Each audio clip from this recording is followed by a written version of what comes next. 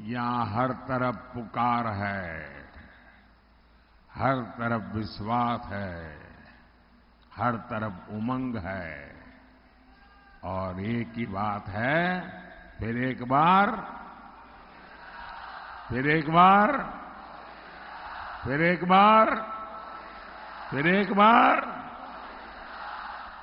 साथियों, कांग्रेस कभी भी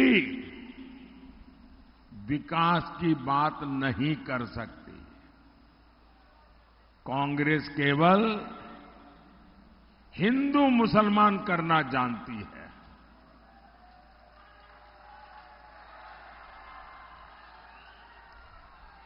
इनके लिए विकास का मतलब है सिर्फ उन लोगों का विकास जो उन्हें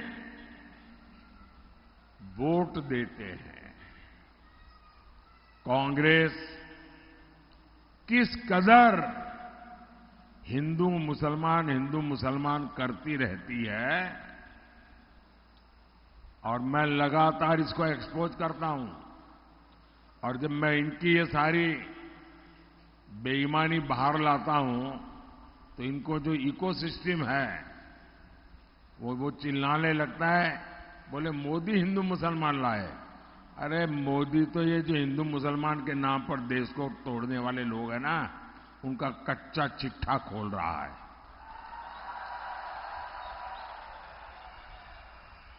मैं इसका एक उदाहरण देना चाहता हूं, और यह उदाहरण इतिहास में दर्ज है। मैं कांग्रेस को चुनौती देता हूं, अगर हिम्मत है कांग्रेस में तो मेरी इस बात का देश को जरा जवाब दें। नहीं देंगे वो। इनकी तो हालत ऐसी है। मुझे बताइए, आपके घर में आपको कभी आपके माता पिता, अगर आपने दादा, उन सबको देखा हो तो उनको याद करने के लिए क्या आपको एल्बम खोलना पड़ता है क्या? अपने माता पिता को याद करो, एल्बम खोलो तब याद आते हैं क्या? इनकी तो हालत ये है कि अपने माता पिता को याद करने के लिए एल्बम खोल के देखना पड़ता। अच्छा, ये है, ये जिनकी स्थिति है जी।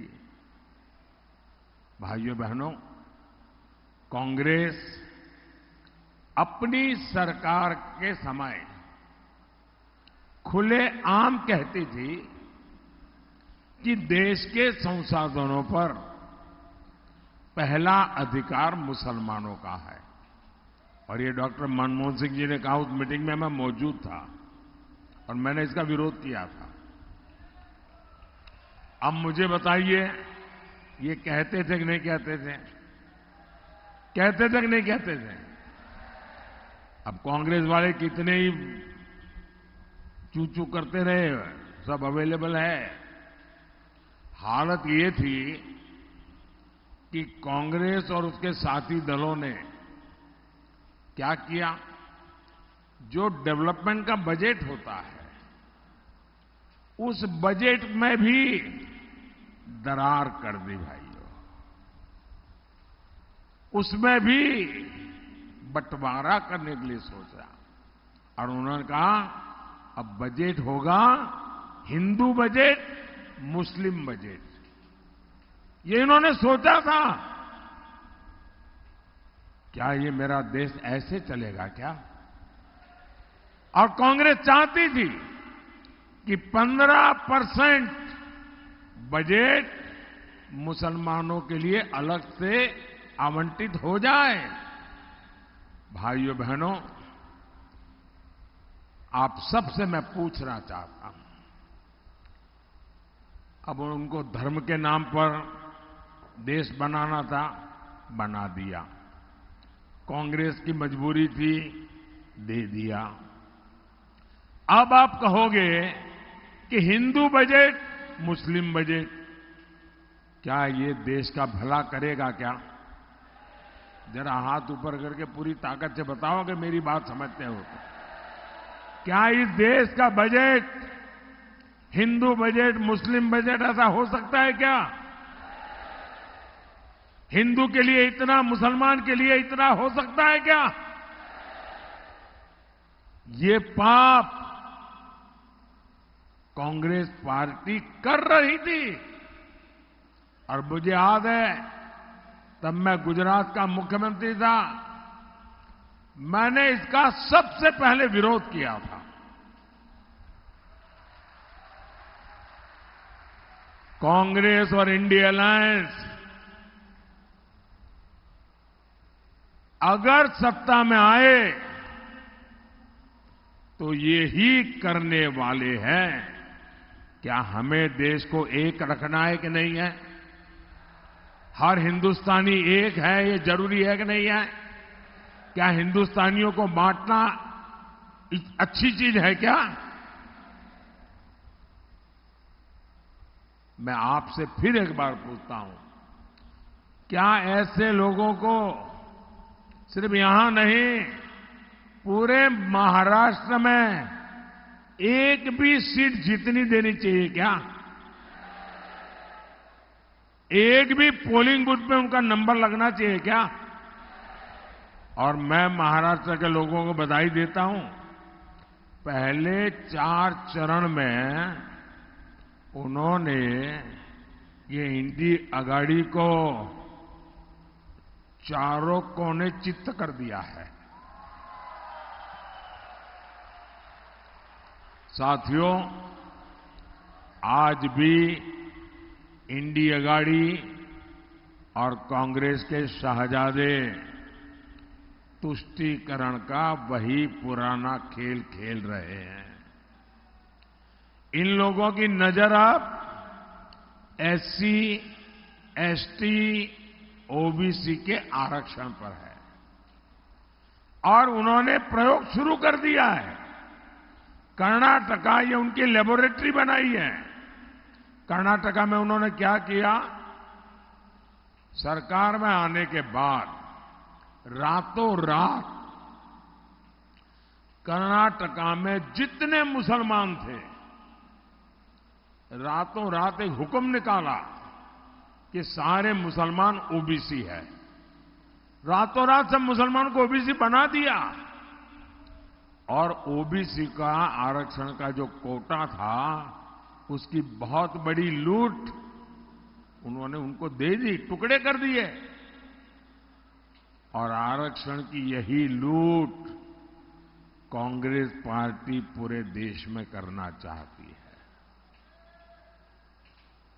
आप मुझे बताइए,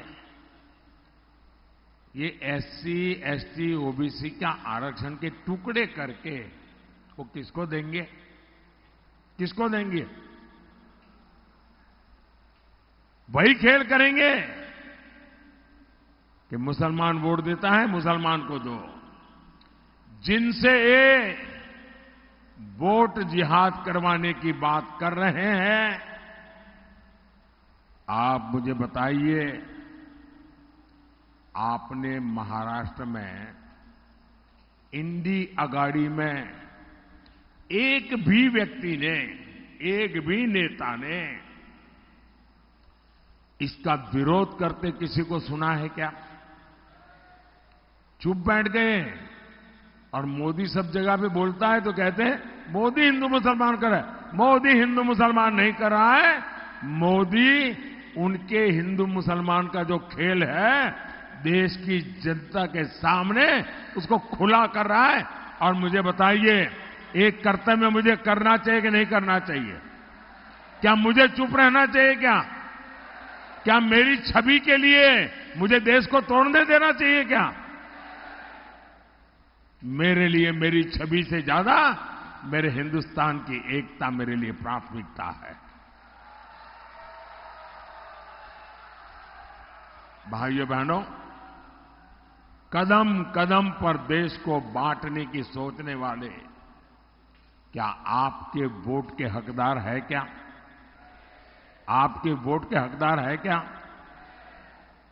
साथियों, इंडी अलायंस के लोग जब तक सत्ता में थे, इन्होंने देश कैसे चलाया था?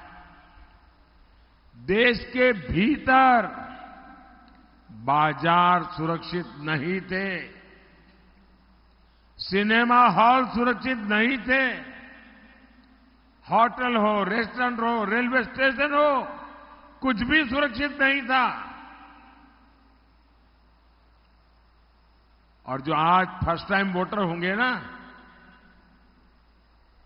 उनको तो ऐसी कोई चीज का पता ही नहीं होगा, क्योंकि उस उम्र में उनकी उम्र 5 साल, 7 साल, 8 साल रही होगी।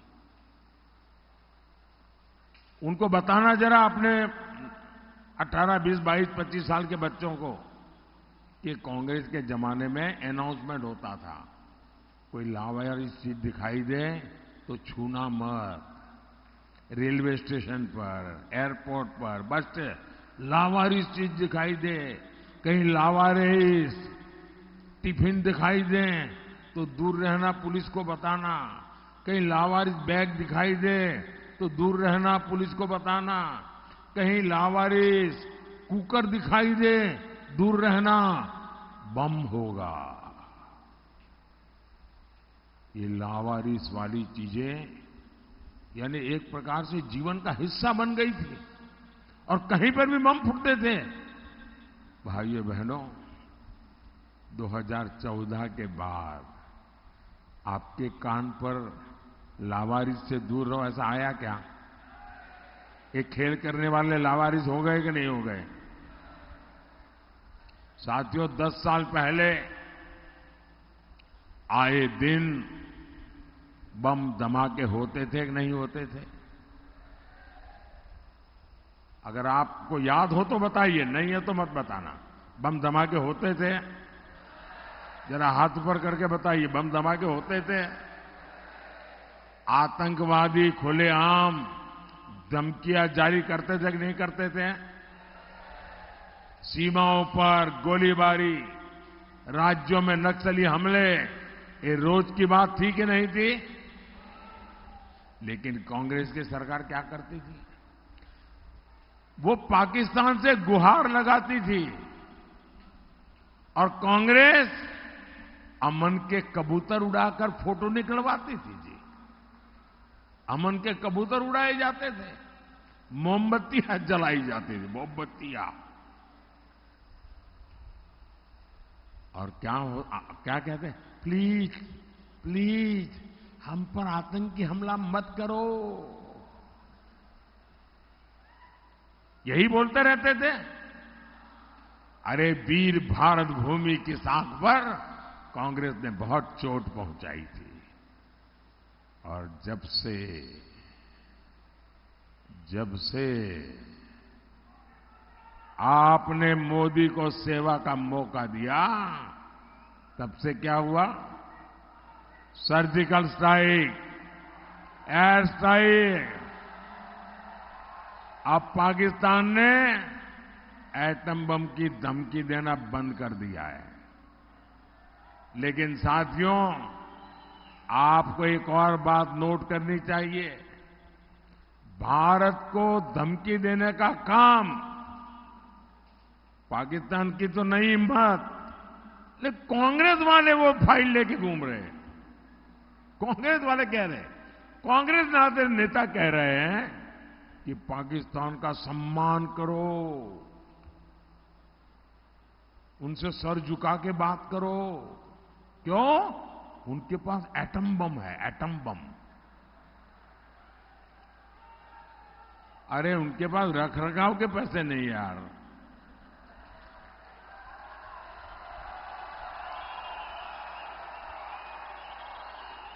कोई मुझे बताए, जब कांग्रेस सरकार में होती है, कांग्रेस जब सरकार में होती है तो धमकी पाकिस्तान देता है, और कांग्रेस बाहर है तो पाकिस्तान की ओर से वो खुद धमकी दे रहे हैं।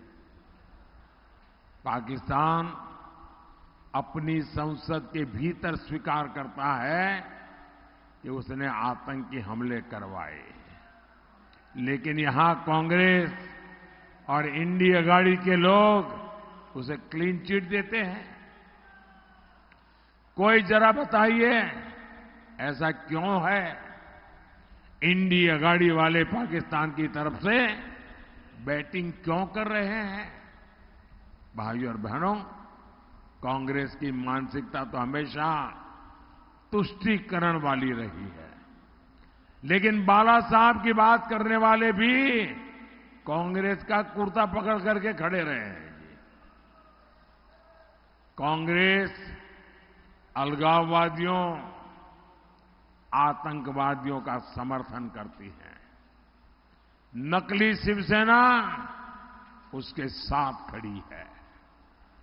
कांग्रेस के लोग छत्रपति शिवाजी महाराज का अपमान करते हैं। आपने देखा है ना, कांग्रेस के शाहजादे ने मंच पर कैसे छत्रपति शिवाजी महाराज का तिरस्कार किया था। पूरे महाराष्ट्र को वो तस्वीरें देख करके गुस्सा आया, लेकिन नकली शिवसेना ने मुंह पर ताला लगा दिया, आंख पर पट्टी बांध ली। कांग्रेस के शहजादे महाराष्ट्र की धरती पर वीर सावरकर का भी अपमान करते हैं, लेकिन नकली शिवसेना की हिम्मत नहीं पड़ती कि उन्हें ललकारे। और मैं चुनौती देता हूं, ये इंडी अगाड़ी वाले यहां बैठे हैं ना, वो शाहजादे के मुंह से 5 वाक्य वीर सावरकर के पक्ष में बुलवा करके दे दे। करो भाई, मेरी चुनौती उनको। ये इंडी गाड़ी के बड़े बड़े नेता ने, हाँ, उन्होंने चुनाव जीतने के लिए उसको कह दिया कि भाई तुम वीर सावरकर बोलना बंद करो। तब से उसने बोलना बंद किया। क्यों? कि चुनाव का डर था। लेकिन हिम्मत है तो वीर सावरकर की महानता के 5 वाक्य इस शाहजादे से बुलवाइए। मेरी इन नकली शिवसेना से चुनौती है, ये नकली एनसीपी से ये चुनौती है। क्या वीर सावरकर के लिए 2 अच्छे शब्द बोल नहीं सकते आप? इंडी अगाड़ी की सरकार में याकूब मेमन की कब्र संवारी जाती है और इंडी अगाड़ी में राम मंदिर के निमंत्रण को ठुकरा दिया जाता है। राम मंदिर के लिए आए दिन अपमानजनक भाषा बोली जाती है।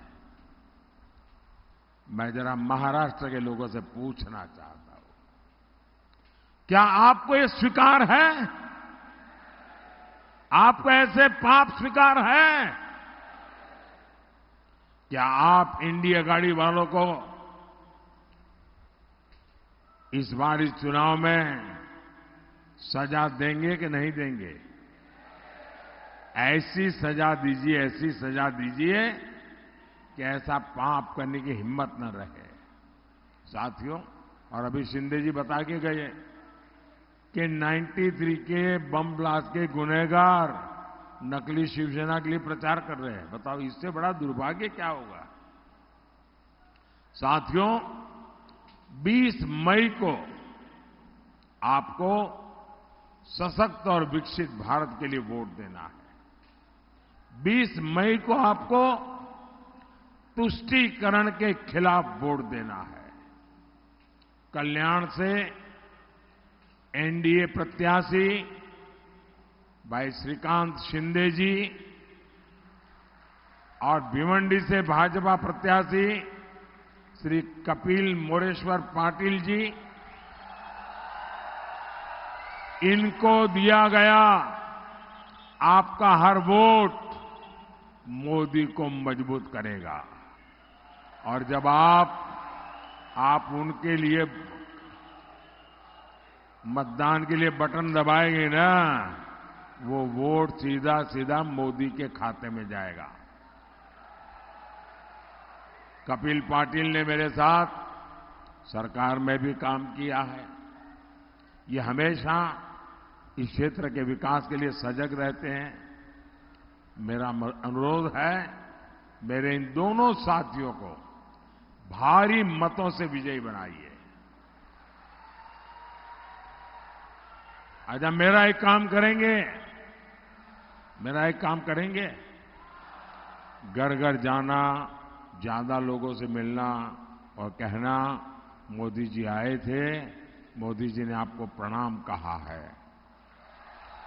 बोलिए भारत माता की, भारत माता की, भारत माता की।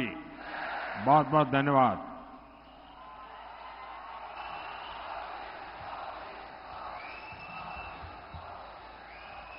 आपका संबोधन सौगात के रूप में बरकरार रहेगा। ये पूंजी हमारे लिए प्रेरणा का स्रोत है, हमारे आत्मविश्वास को अधिक बल देती है। मैं हृदय की गहराइयों से कल्याण भिवंडी वासियों की ओर से आभार प्रकट करती हूं। महायुति का निर्धार अब की बार